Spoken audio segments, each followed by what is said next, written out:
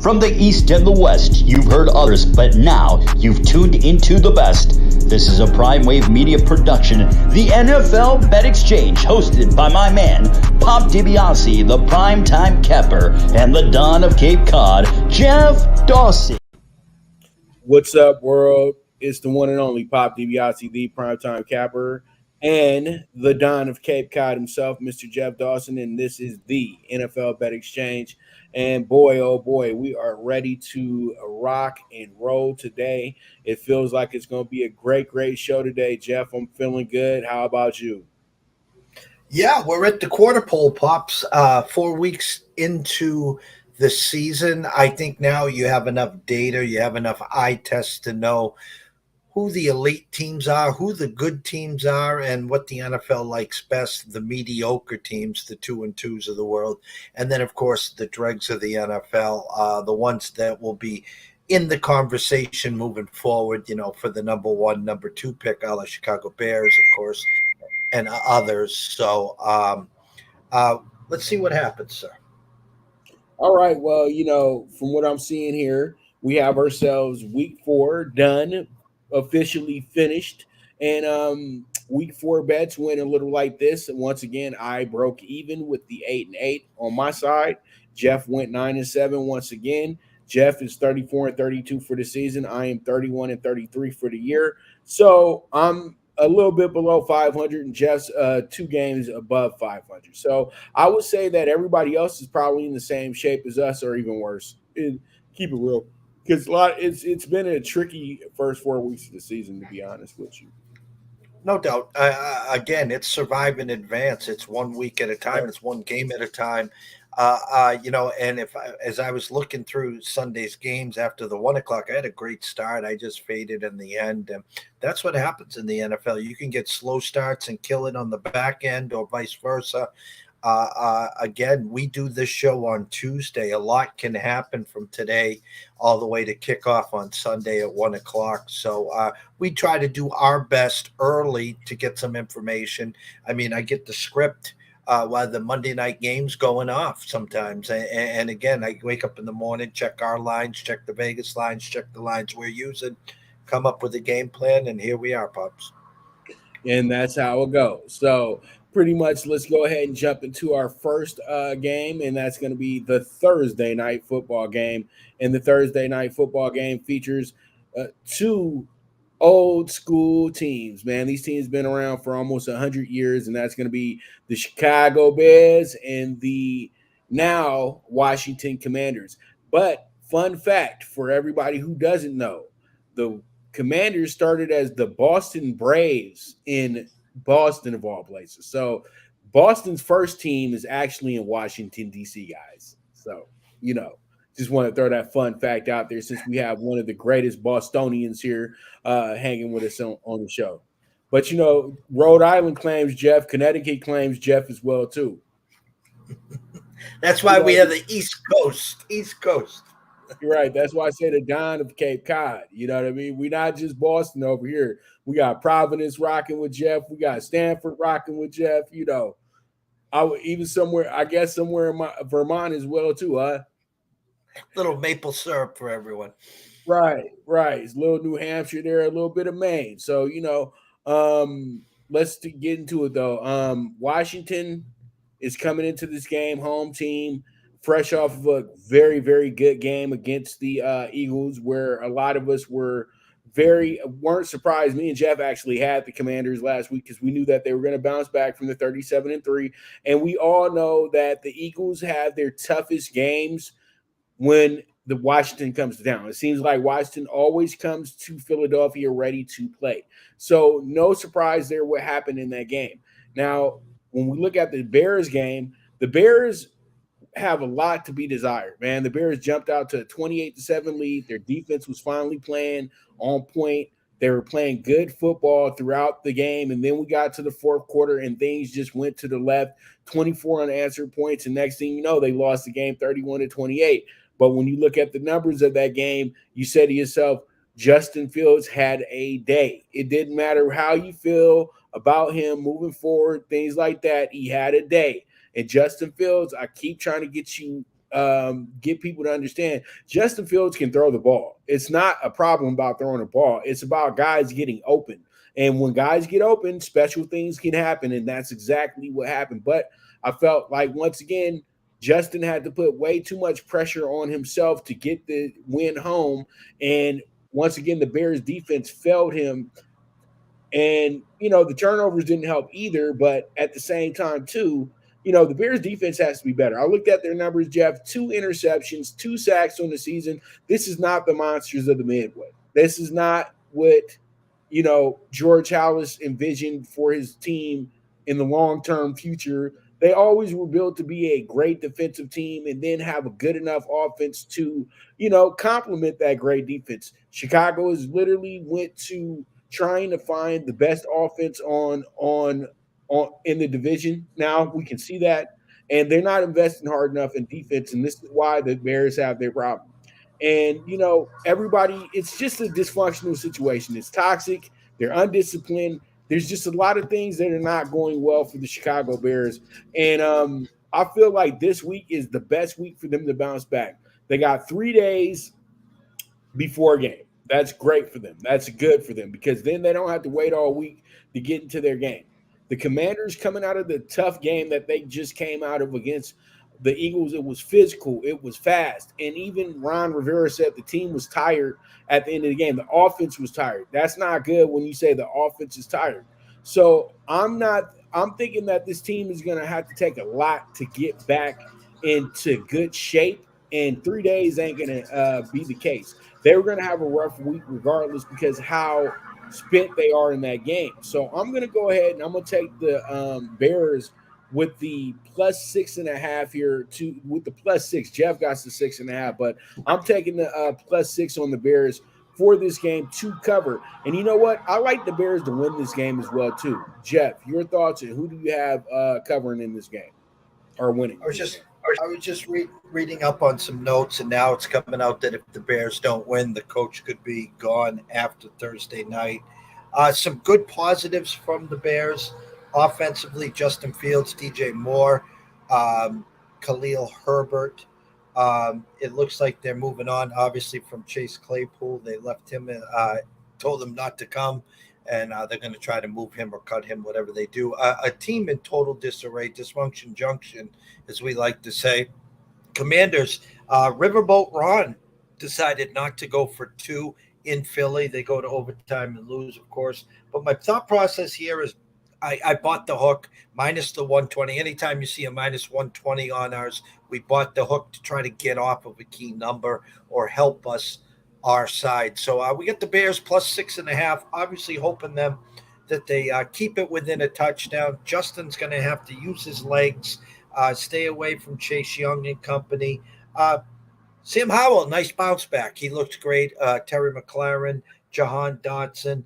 I think this game will be closer than expected. I think the under-over we had was 45. Initially, they're saying somewhere in that 24-17, 26-20, somewhere in there, Pops. I know if the Bears can get to 20 or 21, 23 would be a bonus, obviously, but they should keep this within a touchdown. So I like the Bears here, short week. It's going to be all in Justin's hands, though. All right.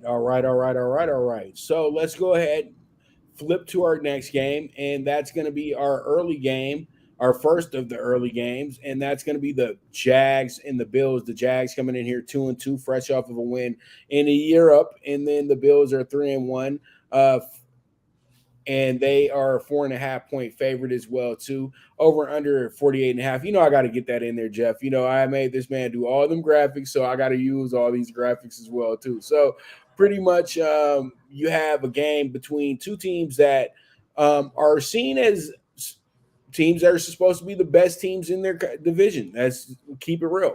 But I'm gonna keep it real. I'm gonna keep it way too funky for you, Jeff.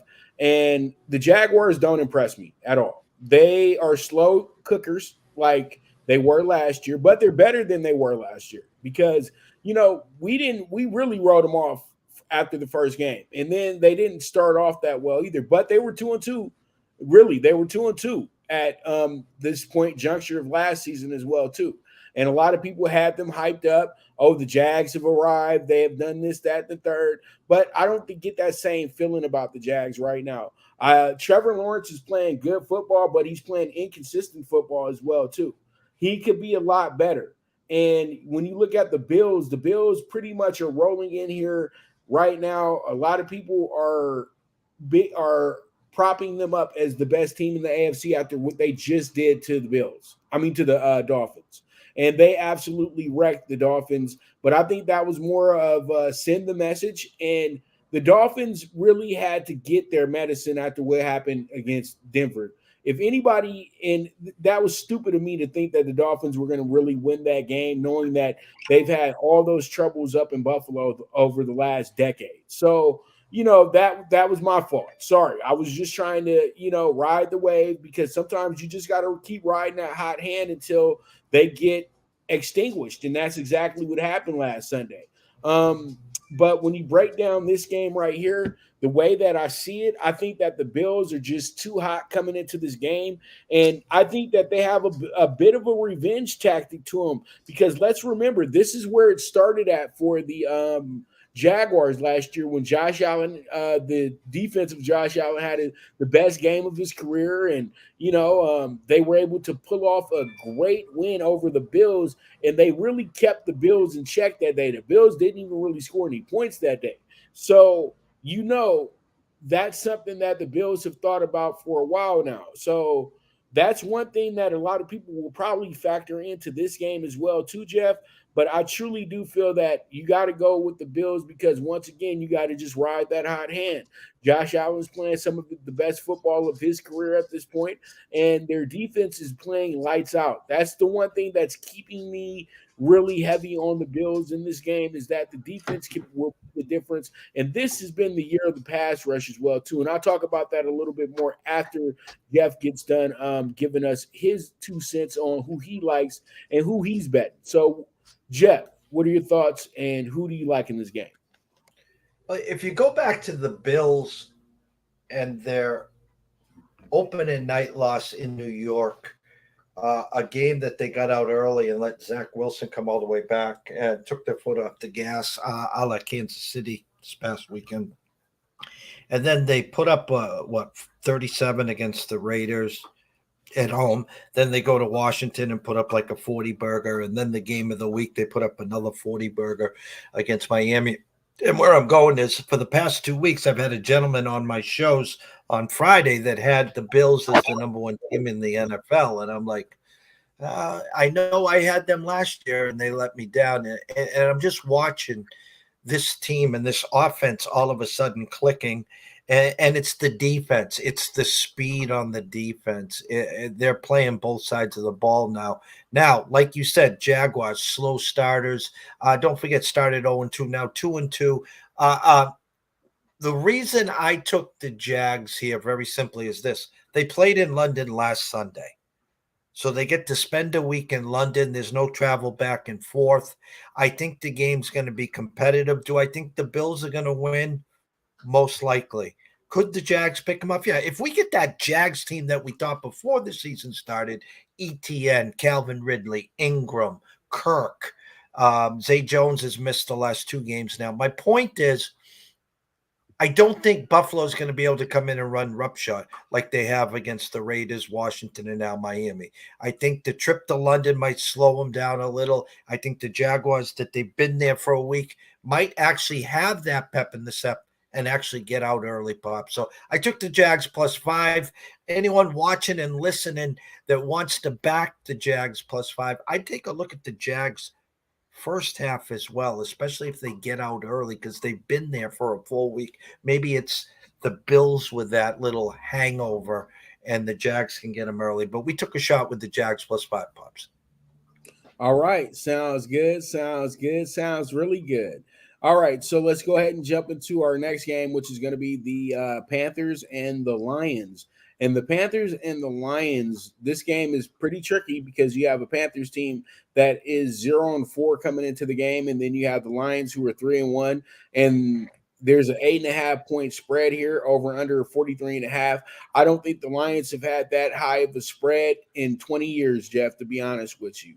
And I know why they have this spread, because a lot of people are very heavy on the Lions. The Lions are now America's team. Sorry, Dallas, but it's true.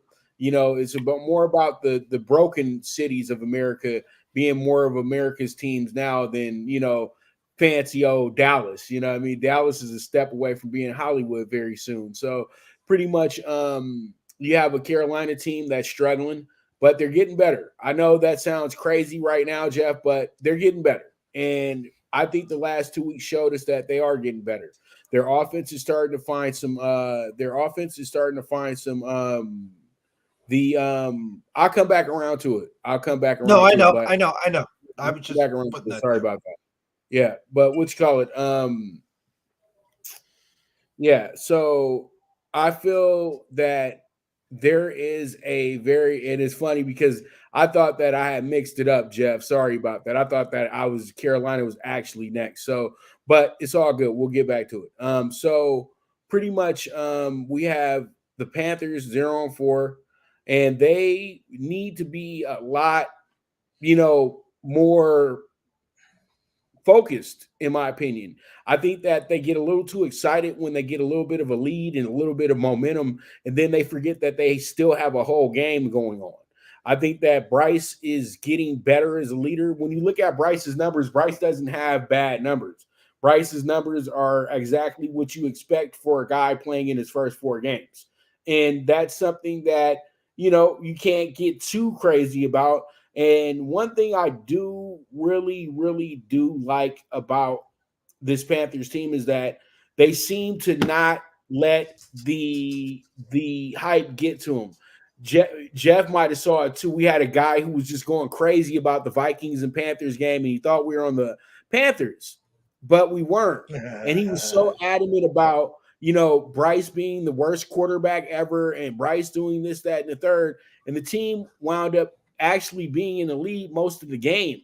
You know what I mean? And Bryce did good things in that game. They just had turnovers at the wrong points of that game. So that just goes to show you that a lot of these people don't know what the hell they're talking about when it comes to professional athletes.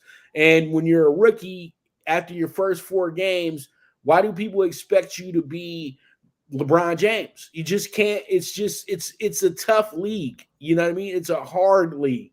The NFL is not an easy place, and anybody who does really well off the top, you have to always worry about those guys, because the faster they rise, the faster they fall.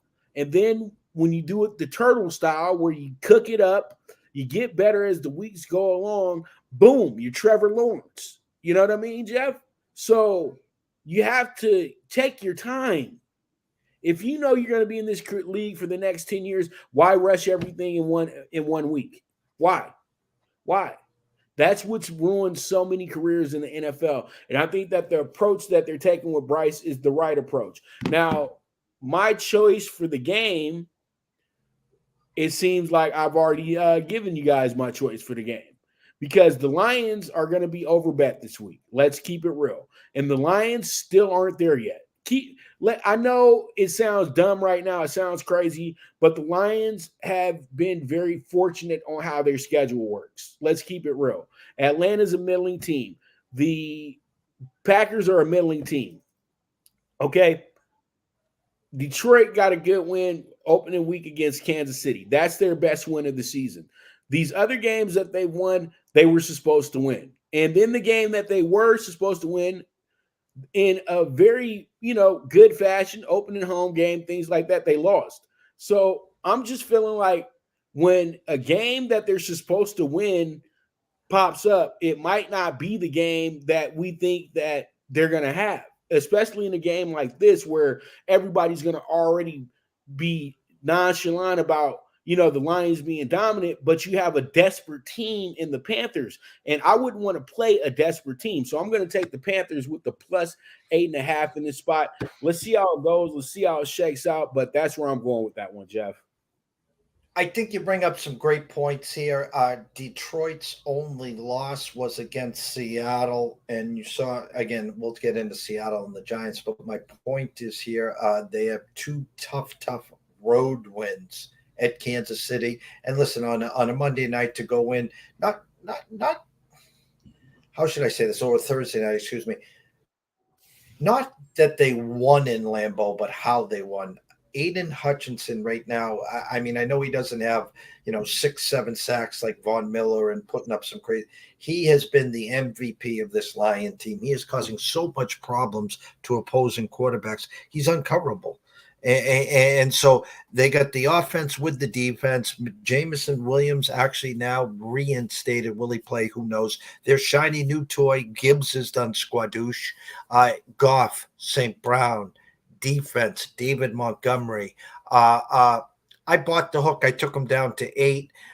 Vegas has got this right now around that 27-17 game. The key to success for Carolina is simple. They got to score more than 17 points to cover this game. They got to get into the 20s, 21s, or 23s. I can't see it against this Lions D. But as you said, I can't remember the last time a Lions team has been favored by 8, 9 points. I mean, we're going back to Barry Sanders, Herman Moore, Scott Mitchell. I mean, the list is endless. They weren't favored by 8 or 9 points. New team, new breed. Made a statement a week ago. I think they keep it rolling, Pops.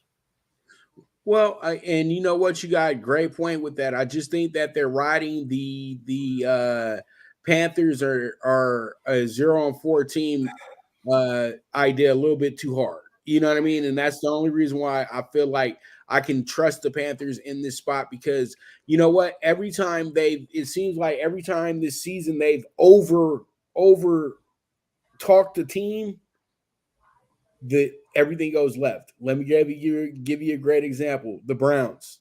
Everybody, I heard 100 different talking heads say who talk football. I love the Browns. I love the Browns defense.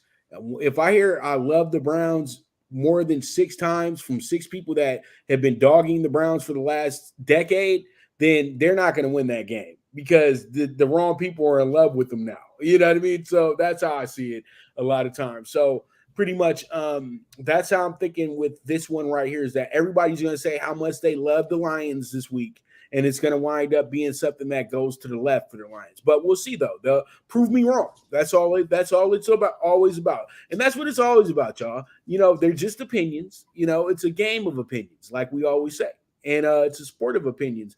And let's go ahead and see what the opinion is about one of the better games of the week this week, even though they won't tell you that. But I think this is one of the better under-the-radar games this week, because we got 2 of the best rookies that have came into the league in some time now. You got Bijan Robinson, who reminds you of all the great running backs of 30 years ago. And then you got C.J. Stroud, who's just a very, very just magnetic type of player that, is proving his point on the field. It seems like CJ is not doing as much talking as I thought he was going to do in the beginning. He's actually performing, and he's just talking with his game. But there's still maturity issues there. A lot of people think that it's all good and well, but there's still a lot of maturity issues there. You can't keep dancing when your team gets holding penalties and things like that.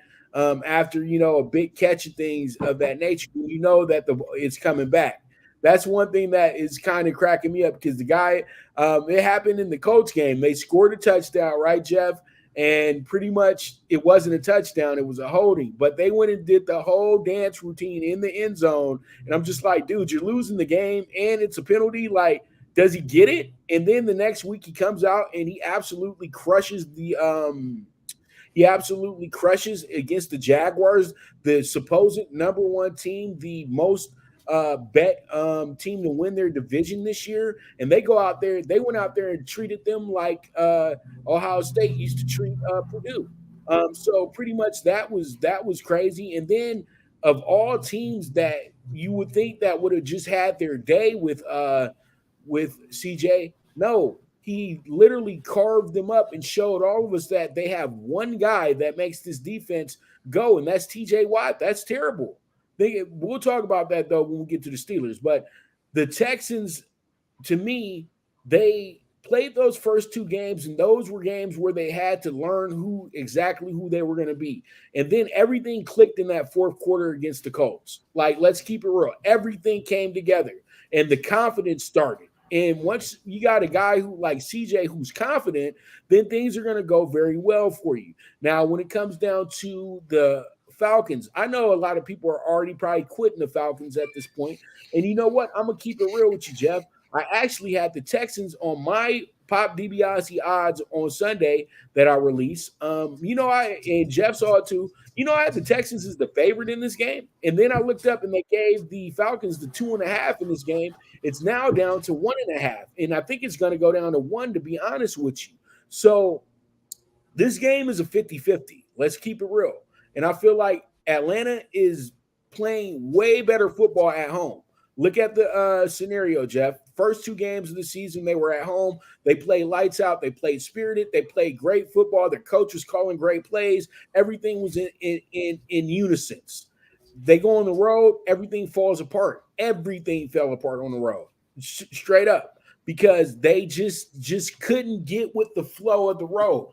But sometimes when you have to be the team playing against a team that is playing their first home game of the season, it gets tough. And then when they send you to Europe, of all places, to go against the Jaguars, it gets even tougher. So, I think when it comes down to it, the Falcons bounce back this week, and they absolutely surprise everybody, and they win this game. I got them with the minus 115 going into this game, Jeff. We bought the hook. We got the Texans +3. But listen, I was born at night, not last night. Hats off, Mr. Was it D'Amico Ryans? Hats off, CJ Stroud. Hats off to the defense. Stroud has just looked amazing. Stroud has looked amazing. It was the Nico Collins show last Saturday. I gave him out as an anytime touchdown play. Prior to that, Tank Dell. Haven't heard a lot from the backfield with Dameon Pierce there. Starting to see a little Singletary. My point is the Texans will be the trendy dog play of the week, guaranteed. My true number was Atlanta -3 with a 41. It's down to 1.5 at the Vegas Strip. It'll be a pick 'em by game time. I will tell you, it'll be the public versus the Sharps, pros versus Joes. The Sharps will be on Atlanta. 2-game losing streak just coming back from London. Here comes CJ Stroud. Here come the Texans. Look for a hard-fought game. Look for 2 things here. 3 things. Bijan Robinson to score, number 1. It's a broken record. Find Kyle Pitts the damn ball, please. And then, obviously, keep Drake London appeased. Defense, keep away. What was my number? 41 with a 3. I'm going to go 23-20, I think, is the final score. Hopefully the Texans plus the 3 cover. But I really think the Falcons will find a way to win this game, Pops. All right. Sounds good, brother. Sounds good. All right. So with that, we're going to take our first commercial break. And when I get back, we're going to jump into some more early games. So you guys stay tuned. This is the NFL Bet Exchange with the primetime capper and the one and only Don of Cape Cod himself, Mr. Jeff Dawson, and we will be right back to you. All right. Good News Only Racing Club, led by the legendary Doug O'Neill, the trainer of 2 Kentucky Derby winners, and I'll have another in Nyquist. Also trained 2-time Breeders' Cup champ Golden Sense, who are just a part of a long list of thoroughbred champions trained by Doug O'Neill. The Good News Only Racing Club has a young core of horses to look out for in Dennis's Celery, Irish Heatwave, and Notre Dame, just to name a few. Win the day every day with the Good News Only Racing Club, a proud sponsor of the NFL Bet Exchange. From the East and the West, you've heard others, but now you've tuned into the best. This is a Prime Wave Media production.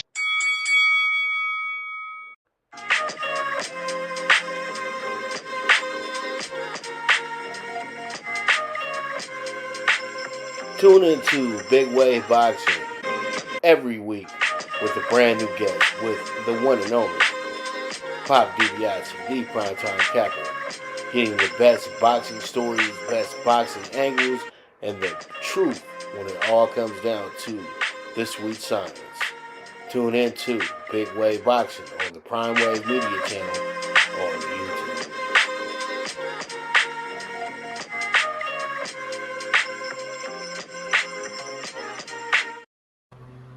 All right, we are back with the NFL Bet Exchange with the one and only Pop DiBiase, the Primetime Capital, and the Don of Cape Cod himself, Mr. Jeff Dawson. And let's go ahead and jump into our next game that's up, and that's going to be this one right here. That's going to be well, that's going to be this right here. It's going to be a divisional game to be exact, and that's going to be the Titans 2-2, the Colts 2-2. Spread is right where it needs to be at -1, and over under of 41.5 for this game as well too. This is a battle of AFC South foes. We can say that they're rivals now somewhat. They've been in the same division 20 years. At some point, we got to call out rivalries, and I would say that the Titans and Colts have worked their way into that situation, because for a long time the Colts were the landlord of the South, but the team that always gave them their issues were the Titans. We all remember that. And then after a while, the Texans made their little fun run for a minute after Peyton left. And the only team that's really ever been kind of like on the outside looking in has been the Jaguars in reality of over the 20 years they've all been together. You know what I mean? Because a lot of people don't want to call that out, Jeff, but the old AFC South is 20 years old now, So and I'm just talking about this because I was looking at something that was a part of the league's rivalries over the years. It was a good YouTube. You should watch. I'll send you the link. You'll like it. It was really, really good. We got the Titans, though. They're coming into this game. The Titans are enigma. They're smoke and mirrors to me, Jeff, because at home they're playing good football, but on the road they're absolutely just a JV team. They didn't do well week 1 against the Saints, but almost won that game. Then they they came back home, beat a really good Chargers team because the Chargers didn't know how to close that game. And then they played the Browns, and the Browns absolutely just crushed them from beginning to end. But then they got into this game on Sunday, and they found some things that they liked early, and they just took advantage of it, and they really dominated, and it looked like the Mike Vrabel Titans. It looked like his team that dominated a few years back, and that's what you're going to get with the Titans week in and week out. You don't know what you're going to get with the Titans week in and week out. That's what you're going to get, because one week they'll be the worst team in the NFL. The next week they look like world beaters. It's just a really odd situation with them. But the Colts, to me, are tricky, Jeff. They are really tricky. Anthony Richardson is Cam Newton 2.0. Let's keep it real. He has Michael Pittman, who's one of the more underrated wide receivers in the league right now. And another guy that's about to start really getting some really good looks and some really good moments is Joshua Downs, who played for North Carolina. He was Sam Howell's best. He was Sam Howell and Drake May's favorite wide receiver when he was there. So that guy can play. And that's the things that you look at that this team is really improving upon. And then, you know what? Nobody talks about it enough, but the Colts have the best tackler in the NFL is Zaire Franklin, okay? Ziggy Smalls is absolutely a monster, and he really does keep this defense in check. And they're a bend but don't break defense. And last week they showed some great resolve. They got down 23 points, and then they just stuck the Rams where they were at. Anthony Richardson makes a great run for their team. They almost win the game. There's a lot of excitement for the Colts because nobody's talking about them enough. And they have the talent, and they've always had the talent. That's the craziest thing about it. I think the problem with the Colts was we didn't trust their coach coming into the season. But it seems that he has a good little scheme going on, and drafting Anthony Richardson was probably the best thing they ever did for their team moving forward because it seems like they get it. They know this is where the NFL is going to. And Anthony Richardson, they're being patient. They're taking their time. He's doing well. He's helping them do well. And I feel like what happens here is the Colts wind up winning themselves a home game for that crowd that loves them because their crowd deserves for them to win one of these home games, to be honest with you, because they won both of their games on the road. So they owe their home fans a win, Jeff. So I'm taking the Colts with the -120. No, I love everything you said, and I definitely can see that. My true numbers was a 1.5, 41.5. Again, Vegas has this at 21-20. First one to 21 or 23 wins this game. Titans was one of my dogs of the day last week. I loved the spot against the Bengals. Their defensive line is playing lights out, putting so much pressure on quarterbacks. It will be interesting to see how they play against Anthony Richardson. Now, if they don't contain their lanes and they're doing a lot of rushing, Richardson could have a huge day. Potentially the return of Jonathan Taylor as well. We'll see what happens down there. For the Titans, again, it comes down to very simple. Tannehill controlling the ball, winning the turnover battle. Derrick Henry, will Treylon Burks play? D-Hop. Close game, divisional game. Again, first one to 23 wins, Pops. What did we do here? We took the Titans on the money line, plus 100. I'm going to go final score 23-20. Late field goal at the buzzer. Titans with the walk-off. All right, Jeff. I like it, man. It looks like we're 50-50 on this game as well, too. But, it is what it is at the end of the day. This is a 50-50 game, and that's how it's going to look in Vegas as well. But I know one thing. You won't be putting either one of these teams in your survivor pool. I just know that for sure. It's just this is not the game for that. But we'll see. Titans been successful in Indianapolis last few times out. They've dominated in Indianapolis, and that's a good move right there. And I see what you're doing with that one right there, Mr. Dawson. So let's go ahead and jump into a always fun game. And I'm gonna tell you like this: we may need more security, Jeff. It's gonna be the Dolphins, 1-3. I mean, 3-1. I'm sorry, 3-1 going against the Giants, 1-3. I meant to start off with the Giants 1-3 at the Dolphins, 3-1. Dolphins a 9.5 point favorite, Jeff. Over under 49.5. I'm saying this. Vegas is doing this right now, Jeff, with this line. This is what lines makers said to themselves this week. Let's see if the Dolphins is real. Let's see if they are the actual track team that they think that they are. Let's see. Let's have them prove that they're really one of the best offenses in the NFL, going against one of the worst defenses in the NFL. I don't really think the Giants are that bad of a defense. I just think that the Giants are a defense that has a lot of lapses. That's what the biggest problem with them is at this point, is the lapses that occur with the Giants, like last night. Losing 24-3, but you get 17 first downs to their 13 first downs. Yeah, the defense wasn't the problem last night. It was the offense that was just kept giving the ball back to the Seahawks. And 11 sacks, you're not going to win anything when that happens, Jeff. You're just not going to win nothing. 11 sacks literally means that the front four was in the backfield pretty much every play. And that's what it looked like last night for Daniel Jones. It was a absolute just throwaway game. If we're at the racetrack, Jeff, as I always like to say, just put a line through it. Put 2 lines through it, because it was that bad last night for the Giants. But really, only way you can go up, only way you can go is up now, Jeff. You know that. And that's exactly what DeBall is thinking when he's going into this game. All jokes aside, we know that the Giants are probably going to be looked at as one of the teams that should be a square for you to beat on this week. Nope, never. Let's not even think with that mentality. This team lost 40-0, came back the next week, won the game. This is almost carbon copy of what happened opening night to the Giants. They get shellacked at Giant Stadium, MetLife, and then they got to go on the road, but they were the favorite when they went on the road. You got a Dolphins team that just got beat by 28 points. They did not look good at all in that football game.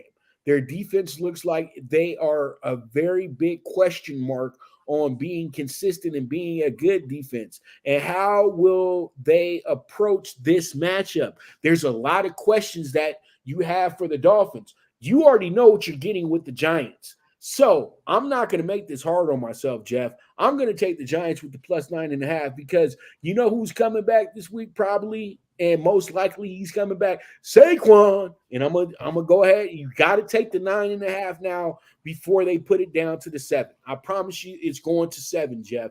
Give me that 9.5 on the Giants. Your thoughts, and who do you have winning this game? I like the thought process. I really do, because it makes a lot of sense. But I'm going to say this. Saquon Barkley, Charles Barkley, it doesn't matter. You're catching the Dolphins after a butt whooping themselves, 3-1, coming back to South Beach. My true number, believe it or not, is 11.5. And it's at 11 at the Superbook right now. 10.5 at DraftKings and FanDuel. So for me, I bought the hook. I took the Dolphins to 9. I'm toying between the Dolphins or the Lions in my survivor pool. I've made it to week 5. Probably end up on the Dolphins. No disrespect to the Giants. Again, it's kind of clear as day. It was fool's gold last year, 9-8, win a playoff game. They paid Daniel Jones, but the heart of this team is Barkley. So no Barkley. You're putting too much pressure on Daniel Jones with the defense that's playing awful. And the fact of the matter is they brought Darren Waller in. They can't find him as usual, yada, yada, yada. Listen, what do I have? 51 for a total, 31-20 Dolphins.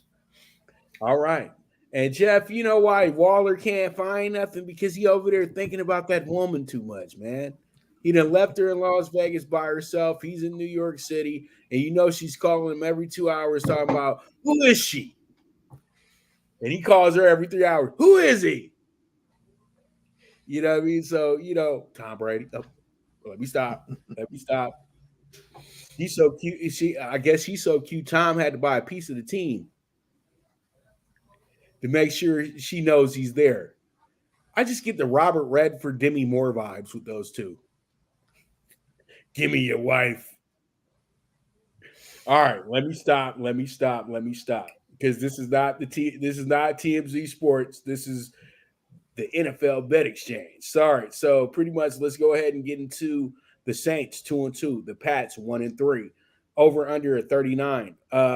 Pretty much a pick 'em, Jeff, -1. It's going to be a pick 'em at kickoff, or it will probably slightly lean to the Saints because a lot of people don't believe in the Patriots anymore. After what happened to Mac Jones last week, a lot of people probably have this idea that the Patriots are done. This is probably Belichick's last season. It's definitely Mac Jones's last season. And the Patriots are now in the rebuild phase of their franchise after a 20-year run of being the best team, being one of the best teams in the NFL most years, and then the best team in the NFL for most years in that as well, too. So, the good times are pretty much done in Foxborough. And, good that you guys have guys like the Don of Cape Cod, Jeff here, who's seen some of the worst days New England Patriot fans have ever seen. You know what I mean? So he knows. I know, because I was introduced to a team that was 1-15 in 1990. And that's what people don't bring that up that much. But that was one of the most lousiest teams I've ever seen in my life, Jeff, to be honest with you. And, and when you were lousy in the 90s, that was really bad because teams actually tried in the 90s, unlike today. So I look at this game and I say the Saints are a team that is going through the motions of figuring out who their true quarterback truly is. And I feel like Dennis Allen played favorites way too much, but you got to do it because you overpaid Derek Carr to be your quarterback. So you have to. So if the guy says he's ready to go, you're going to believe that he's ready to go. But a smart coach would have said, you know what, I'm going to sit you on the bench this week because we blew a game last week because you weren't good in that game last week. We almost blew a game week 1 because you weren't good in that game either. And week 2, we just won because we just beat a team that's not that good yet. So what are we doing here, Derek? You know what I mean? Are the rumors true that, pretty much you're the reason why teams literally lose games? Because it's crazy to me that he took the same situation that happened to him 8 times in Vegas, takes it to New Orleans the first time out, and boom, he loses 18-17. Same situation, double-digit score. He's up. Then he gets his socket hurt, and they lose the game 18-17. Now you see that Derek Carr puts way too much pressure on his defenses. The Raiders, we were really bagging hard on the Raiders defense, but, if a guy just keeps putting you out there on the field, damn, how good can you be? You know what I mean? So, when are the Saints going to realize that Derek Carr is a quarterback that's regressing? There might be a little bit more to that shoulder injury than most think, because that was a problem in Vegas and Oakland as well too. So, if you know Derek Carr, you know that he has some lingering injuries. And you know that Jameis Winston does deserve a chance to show that he can be a starter in this league. He was the number one overall pick. You know what I mean? And I feel like the Saints have to play favorites because Dennis Allen and Derek Carr's relationship, but you know that you should give Jameis Winston a shot to be your starting quarterback because he probably gives you a better chance to win these games. But you know me, I'm a Jake Haener guy. So I'm just waiting for Jake to be reactivated, and he's probably going to be the starter by week 10. So we'll see how it goes. But all in all, I know Bill Belichick has this one scripted up, game plan very well. And the last time he coached up against Dennis Allen and Derek Carr, you know what happened in that game, Jeff. It was an absolute just beat down. And I know they got a way different team from that point back in 2016 till now, or 2013, 2014, whenever that game was. But I'm going to keep it real with you, Jeff. I feel like the Patriots will be playing pissed off come Sunday. I'm taking them with the minus 125, not just to beat the Saints, but to beat down the Saints. I think that they're going to have their best game of the season come Sunday, because after that beat down that they caught in Dallas, Belichick is ripping everybody in a mama all week long, and they don't want to hear any more crap coming out of his mouth. So they're going to win this game. You know, it's so funny. The narrative that you started is the narrative all over America, all over social media, all over ESPN, all over Fox. I'll add the fact that Mr. Judon and Christian Gonzalez out indefinitely. How come I'm the only person in the whole wide world that has to say this? No one's bringing this up, Bob. Not one person but myself. They're 1-3. Yes, they beat the Jets. Their 3 losses: Philadelphia, 4-0. Dallas, 3-1. Miami, 3-1. That's 10-2 combined with all those teams. Can you name another team in the NFL that has played 3 teams that are 10-2 or better? You can't. But not one person has brought that up. They're only bringing up the fact that they're 1-3. They're done. Bill's dead man walking, and they're bringing him back. Mac Jones stinks. Yada, yada, yada. Okay? You hit it spot on. Pat's money line, even without Judon, even without Christian Gonzalez. I think you, as you like to say in these, throw the alternate line there, 3.5, 6.5. Okay, this is going to be a beatdown from the opening kickoff. And please, someone on social media, please, ESPN, Fox, Stephen A. Smith, Pat McAfee, someone bring up the fact that they've lost to 3 teams with a combined 10-2 record. I dare you. That's it. That doesn't fit with the, they got to dog the Patriots anytime they get to them. You know that. Because the Patriots literally put this, if Darth Vader was an actual person, it would be the Patriots in the NFL. Okay. That's who the Patriots truly were. You know what I mean? And they even kind of went out like, that team, you know what I mean? With Tom being your Darth Vader and him getting soft on you at the end there, you know what I mean? And moving on and, all that stuff. And now we're just sitting here with the replacement. But let's get into the nastiest rivalry east side of the Mississippi, boy. East side. I'm telling you, Ravens 3-1, Steelers 2-2. Steelers are coming in here as a 4.5-point dog. So don't get it twisted with my BS that I just put up there.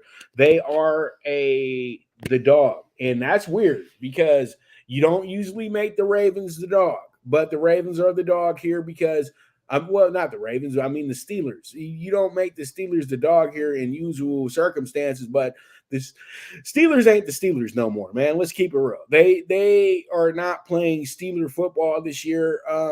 I was really heavy on Kenny Pickett. He looked bad last week, but you know, he looked decent in the Raiders game. But every other game other than that, he's been pretty bad. But one thing that gets me excited about the Steelers moving forward is Mitchell Trubisky. Mitch Trubisky was the number 2 pick in the draft, okay? And I think that, Jeff, the biggest problem I'm having with the NFL nowadays is you're drafting these quarterbacks in the top 5 and then you throw them away after 3 seasons. And it's not the quarterback's fault necessarily. It's usually the organization's fault. And they have these sorry-ass coaches in place that are literally ruining careers. You know what I mean? And it's making guys not look like they're really that good. But Mitch Trubisky broke records for the Chicago Bears, single-game records. Come on, dude. When have they had somebody throw for 400 yards in a game? Think about that. And he didn't do it once. He did it twice in a 3-week span. So Mitch Trubisky just needs good play calling, and he can do whatever he wants out there. The Ravens, on the other hand, they're coming off of a great week. They're coming off of a great win because they were heavily doubted going into that game after what happened with the Colts and losing that game. But let's keep it real, Jeff. Lamar Jackson is not worth the price of admission when it comes to being your quarterback. He had a great plays against the Browns. But when you look at the real gist of the game, that was a great team win because the defense stepped it up and put Lamar in a good position to score those points. If the defense didn't get their turnovers, that game could have really been much closer than it actually looked on the scoreboard. You know what I mean? It looked like it was an absolute just drubbing, but it was a defensive clinic by the Ravens. Let's keep it real. And I feel like Lamar is getting bailed out a lot. He got bailed out in every single win that they've had this year by the defense. Let's keep it real, Jeff. He's not throwing for 300 yards. He's barely getting his 50, 60 yards running.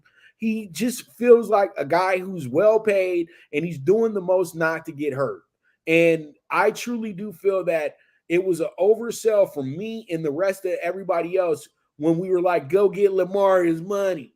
Lamar is not a top five quarterback. I'm sorry. He's great. He's versatile.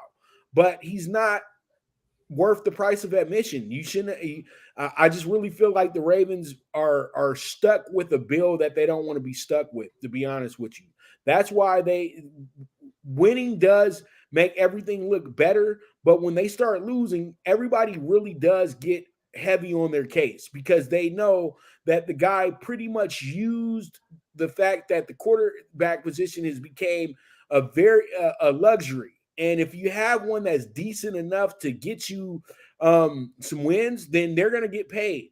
But in reality, you don't really pay guys like Lamar Jackson because Lamar Jackson is a quarterback that really can be replaced if you can find a guy who can really put the ball on somebody. It reminds me a lot of the end of Mike Vick in Atlanta. When they got Matt Schaub, and so Matt Schaub was putting the ball on everybody, it was like, well, what do we need Vic here for if he's just going to be the running back? You know what I mean?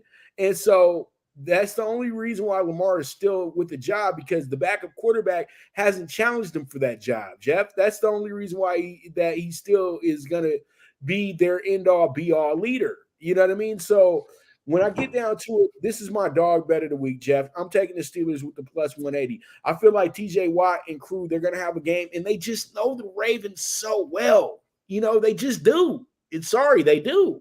And I'm going to take the plus 180 on the Steelers this week. And they owe me money after what happened last week, Jeff. You know that. They owe me some money. So I'm going to see. I'm not going to be on the wrong side of this thing again.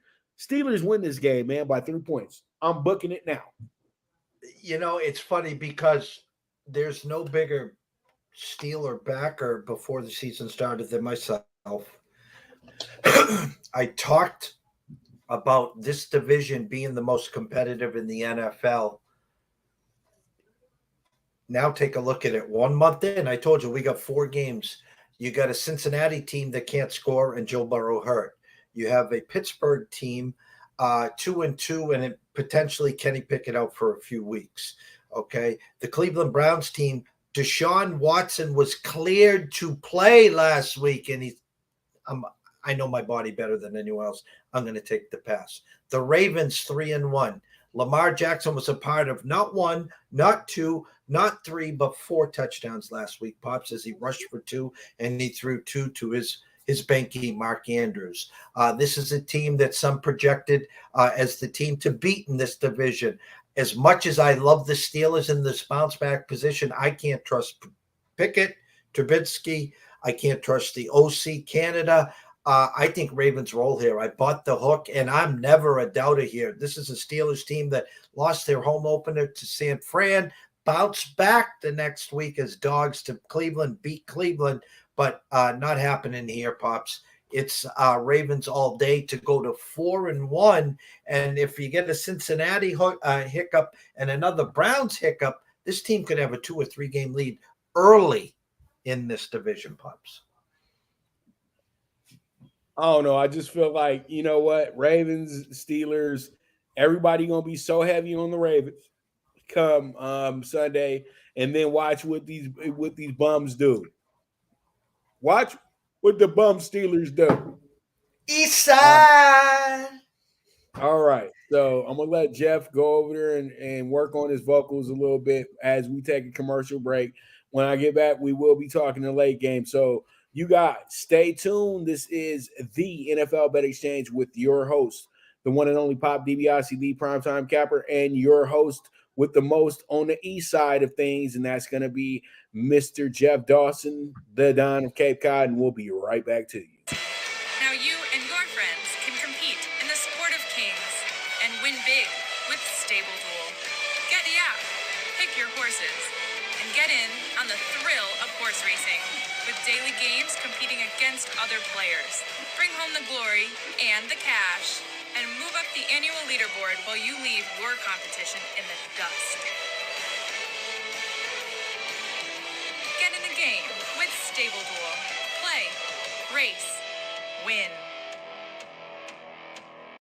Good News Only Racing Club, led by the legendary Doug O'Neill, the trainer of 2 Kentucky Derby winners and I'll Have Another and Nyquist. Also trained 2-time Breeders' Cup champ Golden Sense, who are just a part of a long list of thoroughbred champions trained by Doug O'Neill. The Good News Only Racing Club has a young core of horses to look out for in Dennis's Celery, Irish Heatwave, and Notre Dame, just to name a few. Win the day every day with the Good News Only Racing Club, a proud sponsor of the NFL Bet Exchange. All right, we are back. Somewhat. I'm back. Jeff ain't back, but he'll be back in a second. So pretty much here we are, the Sunday late games, and the Sunday late games look like they're going to be a whole lot of fun. So pretty much we have ourselves up first. We have the Bengals, who are 1-3, going against the Cardinals, who are 1-3, plus 4.5 point dogs at home. Over under 42.5. Jeff, have you noticed that there's not that many home dogs this week?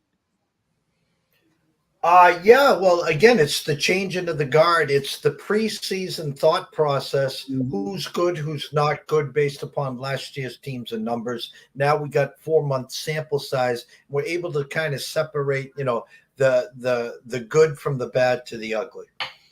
All right. Well, I'm going to let you kick this one off because I've been kicking them all off today. So I'm going to let you kick this one off.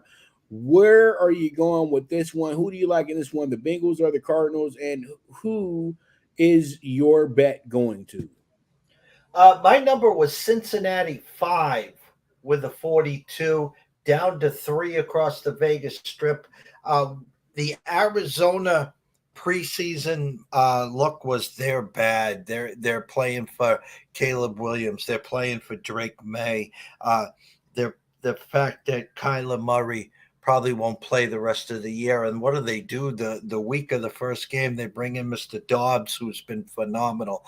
The one thing I like about this Arizona team, they don't quit. Now, they had the big lead against the Giants at halftime, and they quit there. But they've been very, very, very competitive. What I did here is this: with our number 4.5, I bought the hook. I took it up to 5.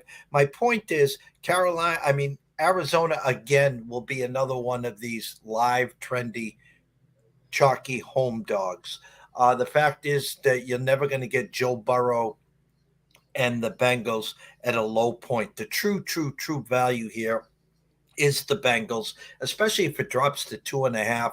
I think the Sharps will come in and pound the Bengals if it does drop to 2.5. I'm buying the number high here. Again, Joe's hurt. Offensive line is struggling. Defense not playing well. This is hands down the perfect bounce back spot for the Bengals. And the NFL needs Joe. They need the Bengals to be relevant. Don't forget, when the season started, it was all about the AFC and how many great quarterbacks we have. Well, Joe's hurt, Herbert's hurt. The list is endless. And that's all we're talking about now is the NFC team. So I bought the half point, got the Cards +5, but I'm really watching this number come Sunday. If I get this inside of 2.5, 3, I'll probably have another play on the Bengals side just to maybe hedge my opportunity. But for Tuesday purposes, Cards +5, Pops. All right. Well, I'm gonna go ahead. I'm gonna lean towards the same way that you're leaning right now as well, too. I just think that, you know what? Let me stop because I like the Cardinals every week because they're always getting plus points, Jeff. I don't care.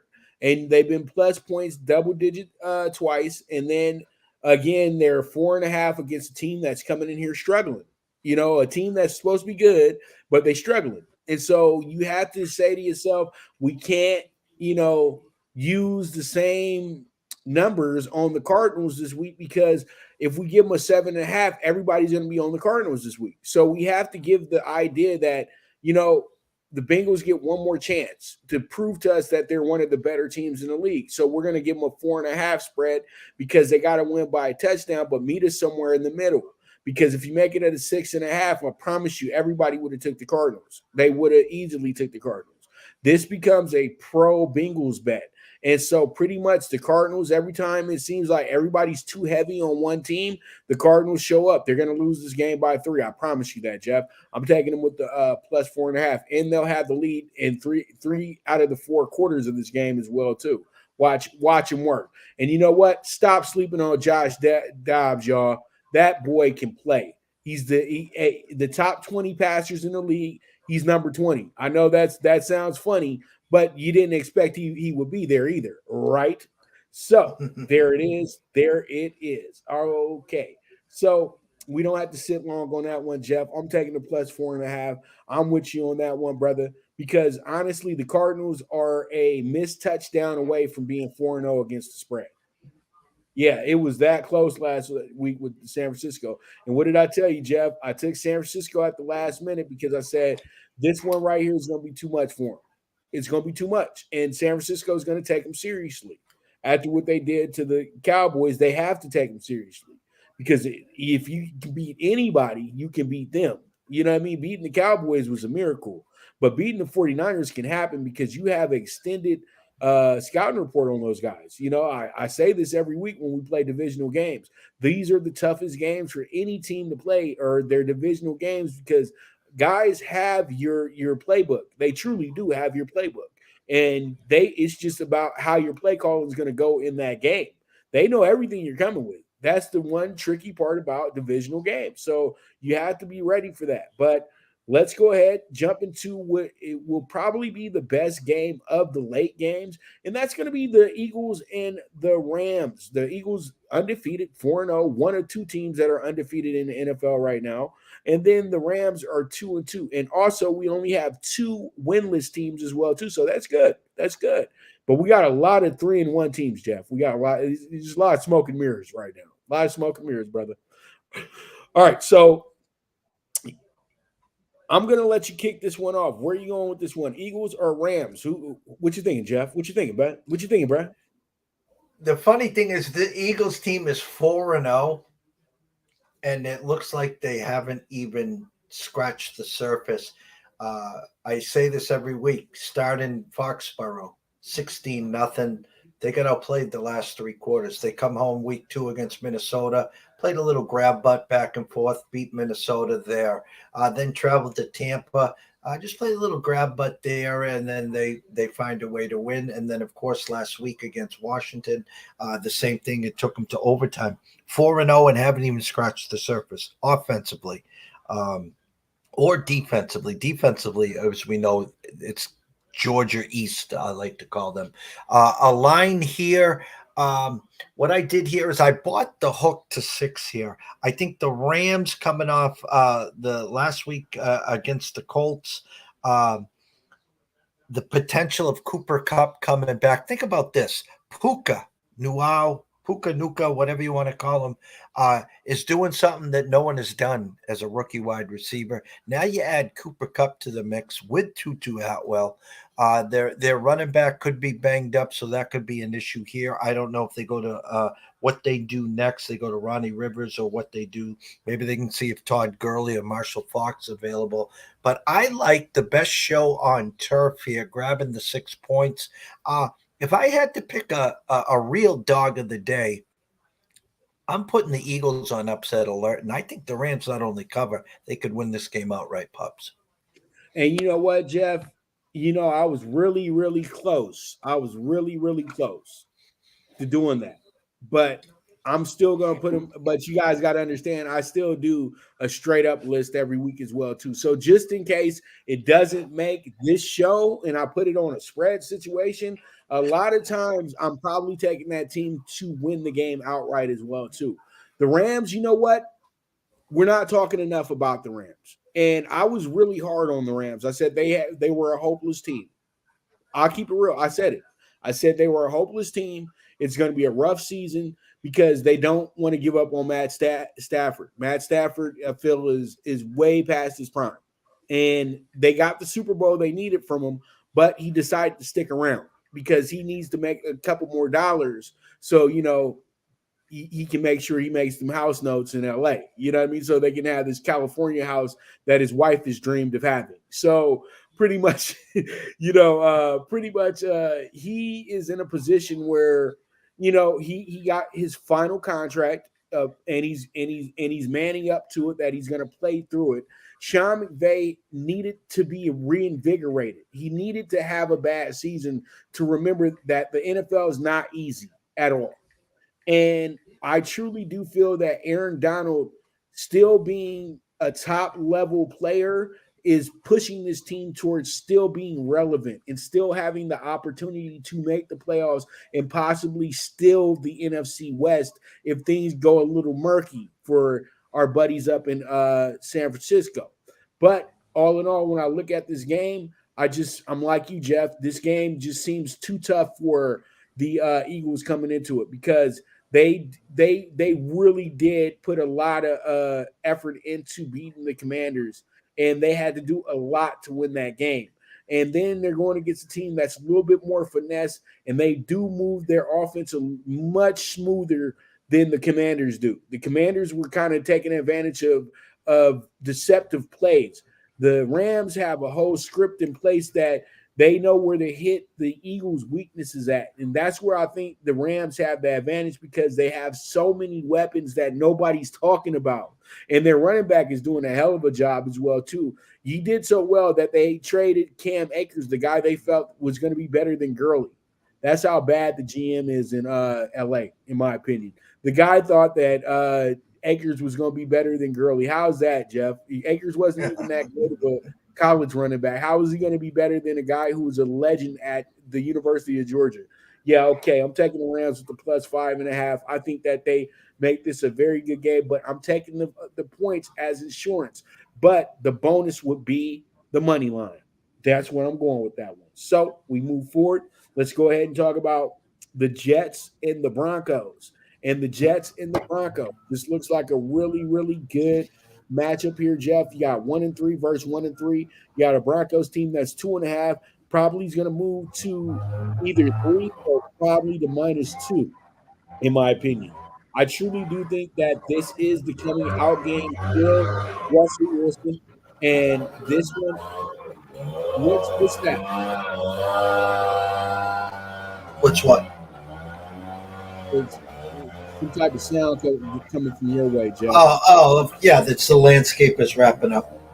Okay. All right. So I just because it just sounded really weird when I was talking, but the Jets 1-3, Broncos 1-3. You got a over under 43.5. I feel like this is going to be the Broncos coming out party here, Jeff. I think that it's time.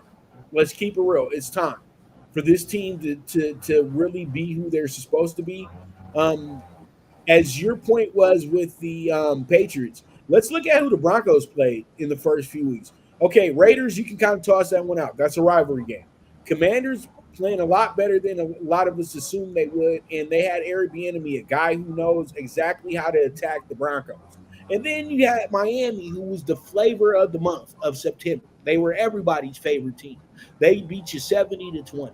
And then you go to Chicago in a game that a lot of people thought you were going to get upset in. Keep it real. And you were about to lose the game. But then you figured it out. When teams can figure it out like the way that the Broncos did, now you say, we don't give up on this team yet.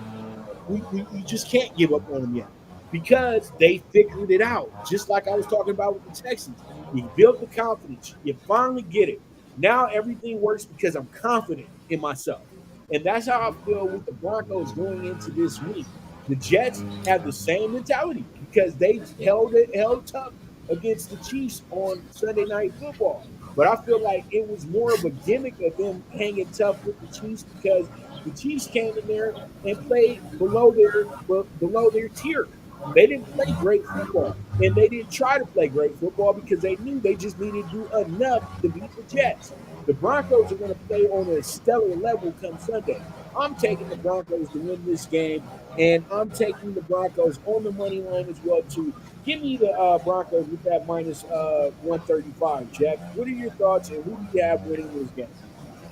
My true number was 2.5 with a 43.5. It's down to 43 and a 1.5 right now at Circa. Money coming in on the JETS. Again, as you just said about Denver's schedule, I'm drawing a blank on one of the games for the Jets. I know they opened up and beat the Bills, and then they lost week 2. I'm drawing a blank who they played week 2. They lost to the Patriots in week 3, and then obviously they just lost to the Chiefs in week 4.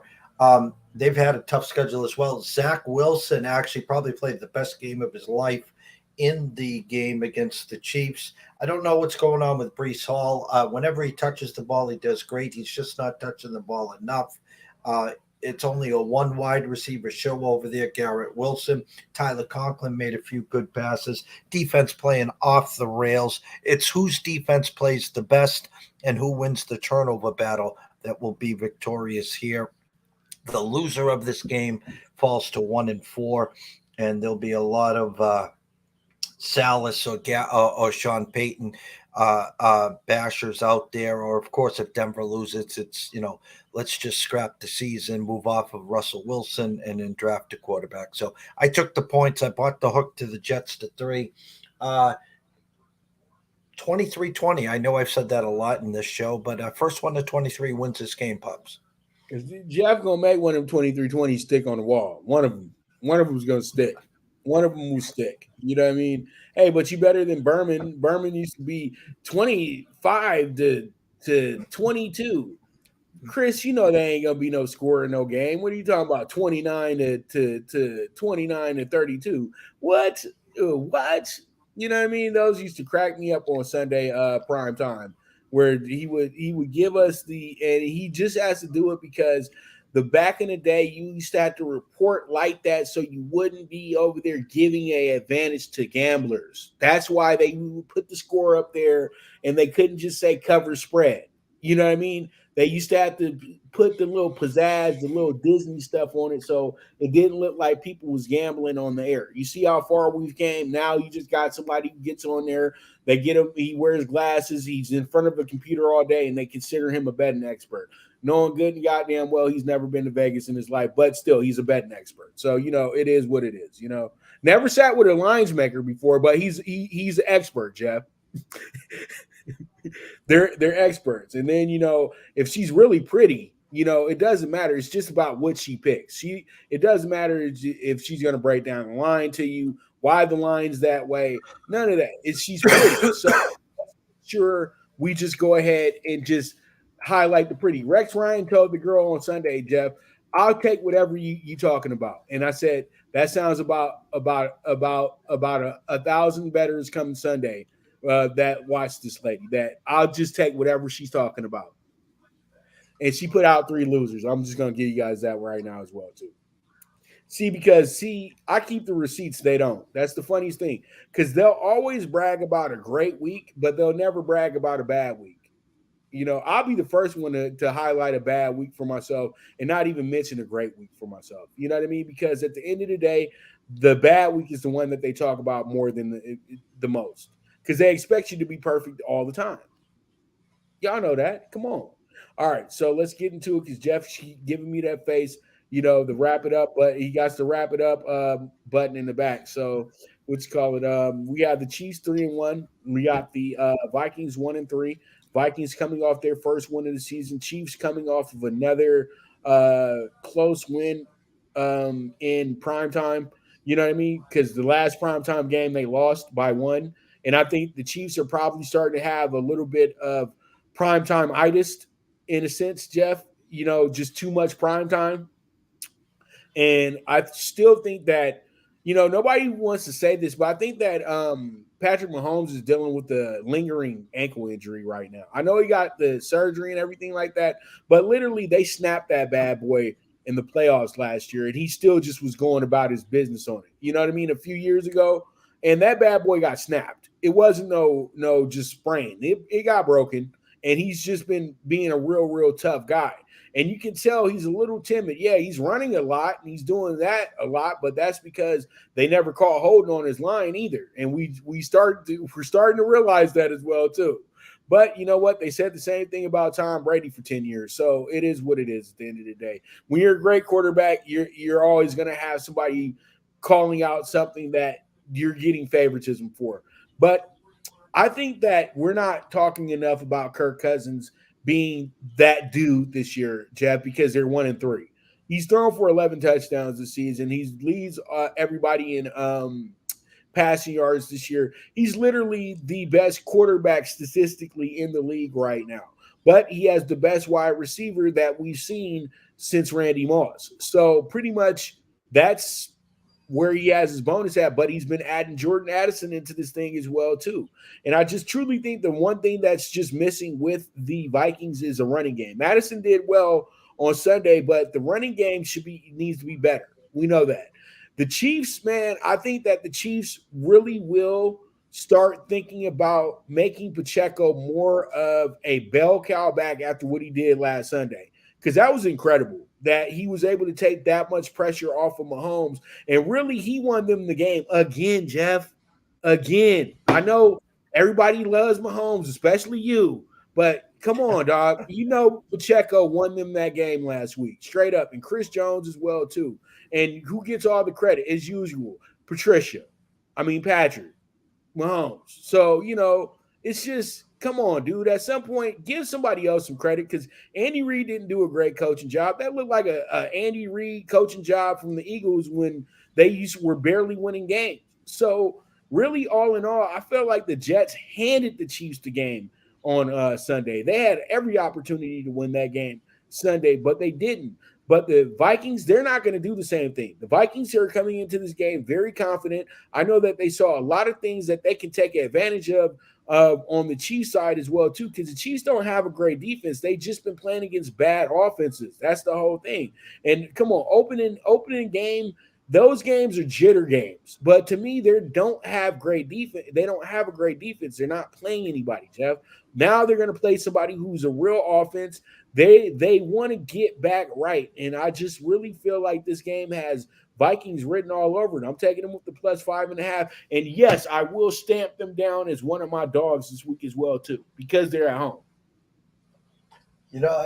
What we saw a few weeks ago when Philly went to Thursday night to Tampa, what we witnessed this past Sunday with Kansas City and the Jets, the Philly Tampa, they punted the ball with 9+ minutes. Tampa never got the ball back. In the fourth quarter of this game, Kansas City had the ball for the last 7.5 minutes, would have covered the game, but Patrick being Patrick and smart Even though they would have went up 10 and covered the game, he just slid, got the first down, and then you don't have to worry about touchdown, onside kick, field goal, overtime. So my point is, we're seeing a lot of these teams that can run the ball. Philly, Kansas City, as you said, Pacheco. Minnesota can't stop a nosebleed right now. Yeah, it was Carolina last week. They came back and won that game. My true number was 5.5 with a 52. This will be the highest scoring game of the week. First one to 30 wins this game. How's that, Pops? I bought the half point. I got the Vikings up to 6. Are the Chiefs on upset alert? I don't think so, just because they have a better defense. I think Jones will put a lot of pressure on Cousins. He's going to need a lot from Jefferson, a lot from Hawkinson. He's going to need Jordan Addison this week, who the last 2 weeks has been a ghost. They're going to need something from Madison in the running game. Full effort, but a fun game to watch, good for fantasy players as well. I think the Vikings can keep it within 6, but at the end, I think it'll be Andy Reid, Mahomes, Kels getting the victory. Now, the other concerning point the last couple of weeks is the wide receivers for Kansas City. They're not getting separation. No Tyreek Hill, no Juju. They got a lot of wide receivers that haven't created their niche. They need some of these to take a step forward. Sky Moore, Racey Rice, MVS. Someone wants the ball, claim the ball other than Travis Kelce. So Vikings +6 for me, but it'll be a fun game, Pops. Sounds good, brother. Sounds good. Let's go ahead and we move forward from there. And man, that's gonna be one of the best games of the week, man. I'm telling you right now, that's gonna be a hell of a game. And everybody has to understand that Kansas City and Minnesota, you are before everybody became made the preseason training camp scrimmages popular. These were two teams that did it every single year. They would meet up in somewhere in Missouri, I think, and they would go ahead and they would have their preseason scrimmage against each other. They might not be playing each other, but they scrimmaged each other every single year. It was a tradition that they had. So there's a little bit of a rivalry here with the Vikings and the Chiefs as well, too. And we all remember that they did play in their first Super Bowls against each other as well, too, with the Chiefs winning that game via blowout as well. All right, so let's go ahead and jump into everybody's favorite game, the best TV show in America, Sunday Night Football on NBC. They are making some hand over fist, but this week, sorry, y'all, no Taylor Swift unless she's dating Dak Prescott. So no Taylor this week, y'all. And I don't think Taylor's going to Minnesota, y'all. I'm sorry. It's just, and another good joke as well, too. Also, you guys, we will be getting a break from Colorado this week because they're not playing on any big network. They are playing on the Pac-12 network. Most people don't have that net channel either. So, yeah, they're not going to be on. And guess what? They're going to get beat too. So I know this is an NFL show, but I just wanted to throw that out there for everybody that Arizona State's going to win that game by 10. Gotcha. Because I think they play USC better than Colorado did, to be honest with you. But we'll talk about that on Thursday, Jeff, when we talk about college football. All right, so San Francisco, Dallas. This is like Dodgers, Celtics. Not Dodgers, Celtics. Shit, what am I talking about? Celtics, Lakers. That's in that regard. The great rivalries in the NFL, but this is one of the great playoff rivalries in the NFL. And we all know that these are two of the biggest fan bases in the NFL too. Not San Francisco somewhat, because San Francisco, they got to be good. You know what I mean? That's one thing I'll tell you, 49er fans, every day of the week. You guys don't show up when they're bad. You show up when they're good. Cowboys fans show up whenever, just like Raider fans. They show up whenever. So I just have to get that point across real quick. But all in all, the 49ers Cowboys game is the game of the week. We all know that. We know that Dak is going to be ridiculed coming into the game. We know that Brock Purdy is going to be praised coming into the game. We know that if Dak makes mistakes, the Cowboys lose. We know that if San Francisco has a perfect storm, they should win the game. But you know what? Let's not go in there with that mentality this year. I would say that the Dallas Cowboys are a pissed off bunch, losing the last two playoff games to the San Francisco 49ers, being put out of the playoffs 2 years in a row by the 49ers. One year you were the better team. The next year you were really close to being, who you wanted to be, but Philly had such a great season. And as I told everybody, if Dallas would have played Philly, they would have beat them. Just San Francisco wasn't ready for the storm that came into that game. But this game is new. This is different. I feel like San Francisco hasn't really played anybody this year. Let's just keep it real. They haven't played. They played absolutely nothing. You beat a Steelers team that has offensive issues. You beat a Rams team that doesn't have big expectations. Then you beat a Giants team that's just absolutely a work in progress. And they were without their best player as well too. And then last week, come on, you beat up on the team that they have projected as the number one pick in the draft. Come on, dog. So your 4 victories are not quality wins. They're games you're supposed to win. This is their toughest game of the season. The Cowboys have already had a bad taste in their mouth from having a bad loss to the Cardinals earlier this year. They bounced back. They beat up on the Patriots, and that is a big confidence booster in my opinion, because they beat up on probably the best coach in the NFL. He just doesn't have the talent to back it up. But when you beat up on the best coach in the NFL like that, what do you think they're going to do to the guy who thinks he's the best coach in the NFL? Give me the Cowboys plus 3.5. Let's get it, Jeff. What are your thoughts going with? My true number is 3.5 with the 45. It's 3.5 on the Vegas Strip, minus 105 at the Circa, which means to me that the next move is to 3. Yet at South Point, it is a flat 4. And also in New Jersey, a flat 4. Vegas initially telling me 24-20 here, 24-21. First one to 24 wins this game. I bought the half point. We get the Cowboys plus 4. Which defense wins the game? Which offense wins the turnover battle? McCaffrey has just been an absolute wagon. If he stays upright and plays 16, 17 games, good chance to be the MVP of the NFL, which we know is a quarterback given trophy there. I like the points. A potential preview for the NFC Championship would be a big feather in McCarthy's cap to get to 4-1 and even it up with would make the 49ers 4-1. And again, we got the Eagles on upset alert, which could have 3 4-1 teams in the NFC. So give me the points, give me the Cowboys, sprinkle a little pizza and beer money on the Cowboys money line as well. Again, first one to 24 wins this game, Pops. Sounds good to me, brother. Sounds good to me.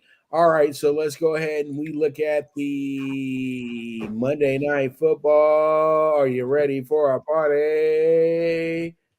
Well, I'm not going to get into the whole song, but we got the Packers showing up at Allegiant Field, showing up on the Strip to play the Las Vegas Fabulous Raiders in another stage show that probably will end with some shenanigans as usual.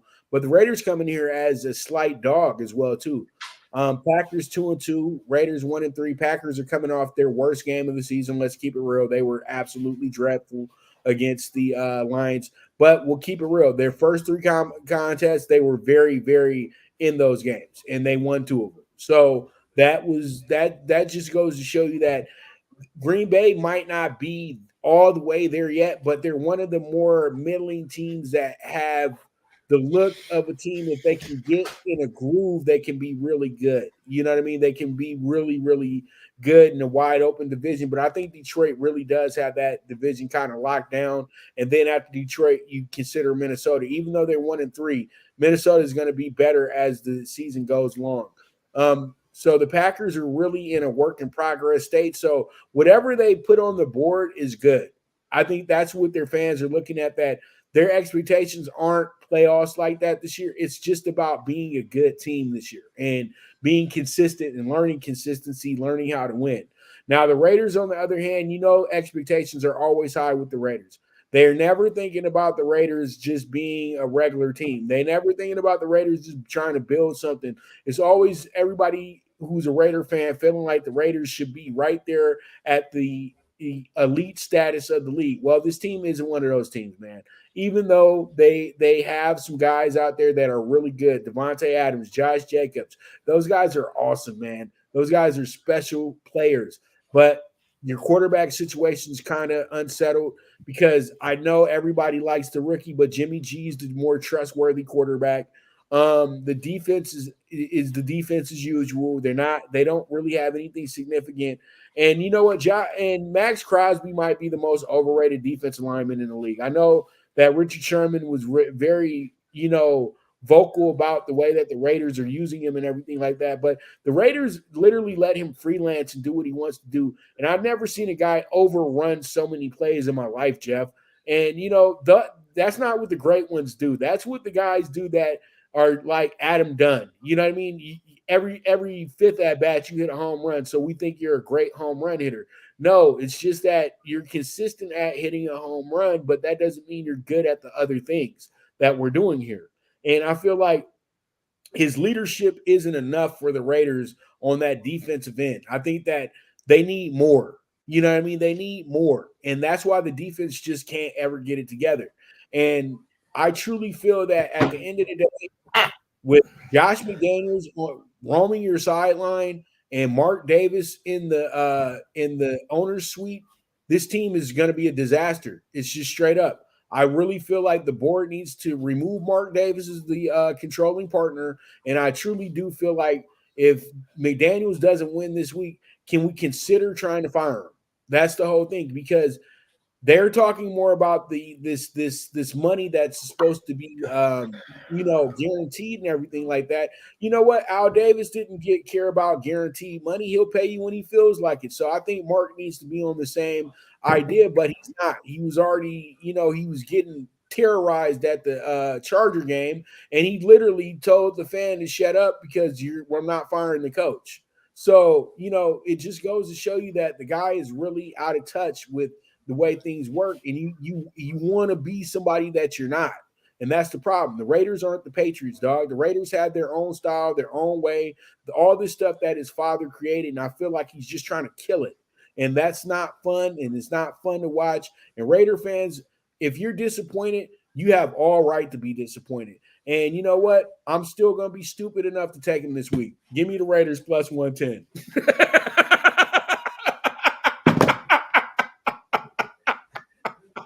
It's a scripted game, Jeff. Why not? You know what I mean? The game is going to be scripted because it's going to come down to the end. The Raiders are going to kick a field goal or do some crazy-ass touchdown and wind up winning the game. That's how I'm seeing it, dude, because the perfect mark is the Packers. Well, again, we remember what we saw last, the Lion team that came in and just ran ripshod on this Packer game. The Packer team, the game was over in the first quarter, extra couple days to sit and really feel that sting. Perfect spot for them. Get away from Lambeau, travel to Vegas for the week. My true number was 1 with a 43.5, up to 2 on the Vegas Strip. 44 and 44.5. So expecting a high scoring game here. Extra 10 days for Aaron Jones, Christian Watson. I don't know if the tight end is still in concussion protocol. I think the better team on paper is the Packers. Will Jimmy G play? The perfect spot for anyone back in the Raiders is, of course, the Devontae Adams revenge game, a chance to really stick it to the Packers. Which Devontae Adams shows up, who will be at quarterback? And as you said, Max Crosby's got to be putting pressure on Jordan Love. I took the Packers money line minus the 130. I'm not going to leave 1 or 2 points on the table. Just win, baby. It's a true coin flip game, as you said. Makes good drama for Monday night, But I got the Packers here going to 3-2, and I got the Raiders going to 1-4. Again, perfect spot to draft a quarterback to fire Josh McDaniels. As you know, I lived it for 2 decades. Josh McDaniels is the greatest thing since sliced bread. Got a shot with Denver, came limping back, was on a plane to go to Indy, came back. Then you guys on the Raiders decided to buy the sizzle. I told you guys it was the wrong move. Someone should have listened to me. I could have told you. don't go down this street. It doesn't end well. I've seen it before, but you learned the hard way. He'll be gone by the end of the year, and you'll be drafting real good in the draft, and the rest will be history, Pops. Jim Harbaugh. Mr. Harbaugh, bring him back. Bring Harbaugh. Why we do this? Bring back Rich Bisaccia. Why don't you do that? Yeah, you never should have left. You never should have let him left the building. Right. People don't remember this. They don't remember this. Okay, not many people remember this. You made the damn playoffs. You should have beat Cincinnati that year. You had a fumble inside your own 20, and then a kickoff where you stepped out on the 10 and they got points. You outplayed them. You should have won that game. Since you should have never made it to the Super Bowl that year. Right. And you know what? Bisaccia, man, he got the wrong end of the stick. And you know what Mark said? It's because the guy just wasn't he felt like his name just wasn't big enough.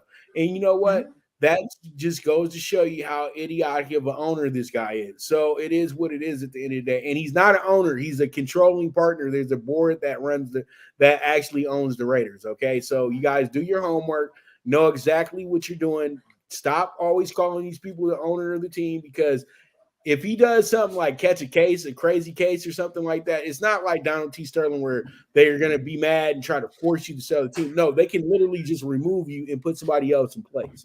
That's what I want you guys to know about the Raiders. So, let's root for that situation to happen. You know what I mean? But it's all good, man. So, any final words before we wrap this thing up, Jeff? No, it's week 5. You got 1 month of full data. You should be able to start separating the good from the bad from the ugly. Don't get caught as a kid in the candy store. Couple of games over 500 for myself. Really was a 4 o'clock slate in a slide from being 4 or 5 games over 500. It's a grind. Let's start now in October. It's a new month, clean slate. It's a good slate this week. Some big games. Don't fall for the traps. You got a London game. You got a big game at 8 o'clock with Dallas and San Fran, and we end with the Devontae Adams revenge game. Should be a good week. Can't wait, pups. All right, sounds good. Today, what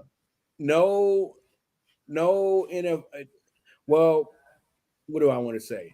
Today, there is no primetime angles because pretty much it's, baseball, new and all that stuff. But I just wanted to make that announcement real quick. So if you guys are watching it live, that there won't be any primetime angles. But we'll be back tomorrow to talk college football and all that good stuff.